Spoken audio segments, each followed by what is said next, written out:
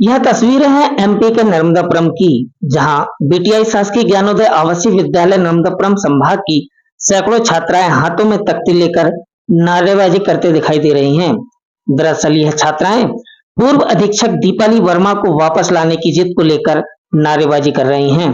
पूर्व अधीक्षिका दीपाली वर्मा के कार्यकाल में कुछ माह पहले एक नाबालिग छात्रा के परिसर से कहीं चले जाने की पर लापरवाही का आरोप लगने के चलते उन्हें वहां से हटाकर आनंद नगर महाविद्यालय छात्रावास, जो कि उनका मूल कार्यालय था, वहां वापस भेज दिया गया था। लेकिन सबसे बड़ी बात यह है कि आखिर शासकीय ज्ञानोदय आवासीय विद्यालय में यह चल क्या रहा है।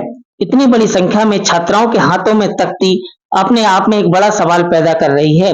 क्या पर्दे के पीछे कोई और है जो इन छात्राओं को आगे कर अपना काम निकलवाना चाहता है, या फिर अधीक्षक और प्राचार्य के बीच की अनबन सड़क पर खुलकर सामने आ रही है, या इन दोनों के बीच की लड़ाई में कोई तीसरा ही फायदा उठा रहा है। हालांकि मामले की जानकारी लगते ही संभागीय उपायुक्त जेपी यादव मौके पर पहुंचे और छात्राओं की बात को सुनकर यथासंभव बेहतर करने का आश्वासन दिया। मामला ये है कि विगत दिनों यहाँ की एक छात्रा चली गई थी, ठीक है, बिना हॉस्टल अधीक्षक के उस पे एब्सेंस में लड़की चली गई थी। तो उसका बड़ा मामला बना था, मीडिया में भी आया था कि हॉस्टल की व्यवस्था खराब इस कारण चली गई थी। तो उनको दोषी माना जाके उनको यहाँ से हटा दिया गया। यहाँ पे एक दूसरे को चार्ज दिया गया। अब ये सारी लड़कियां बोलती हैं कि अधीक्षक भी दोष नहीं था, उनको वापस लाया जाए और वो अच्छी हैं। तो इसी कारण से ये सब लड़कियां यहाँ पे निकल आई हैं। मेरा ये मानना है कि कोई भी बात होती है, आप उस बात को अपने तरीके से रखना चाहिए और स्कूल के बच्चों को थोड़ा अनुशासित रह के बात करना चाहिए।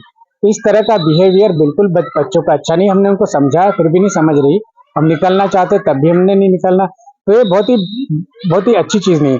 दूसरी बात है कि एक अधीक्षक कब तक आखिर आपके साथ रहेगा।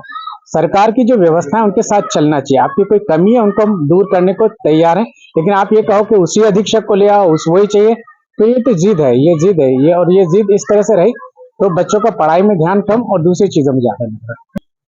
करीब एक सप्ताह पहले भी कन्या शिक्षा परिसर पवारखेड़ा की करीब 490 छात्राओं ने हाथों में तख्ती लेकर नेशनल हाईवे पर प्रदर्शन किया था। सूत्रों की माने तो वहां भी अधीक्षक और प्राचार्य के बीच की अनबन थी, जो कि छात्रों के प्रदर्शन के रूप में दिखाई दी। लगातार हो रहे छात्रों के प्रदर्शन से जनजातीय कार्य विभाग और उनकी मॉनिटरिंग पर भी कई सवाल खड़े हो रहे हैं। यदि मॉनिटरिंग की जा रही है तो छात्रों को आखिर प्रदर्शन क्यों करना पड़ रहा है। खैर जो भी हो, लेकिन विभागों के बीच हो रही अनबन के चलते छात्राओं की पढ़ाई पर असर पड़ता दिखाई दे रहा है।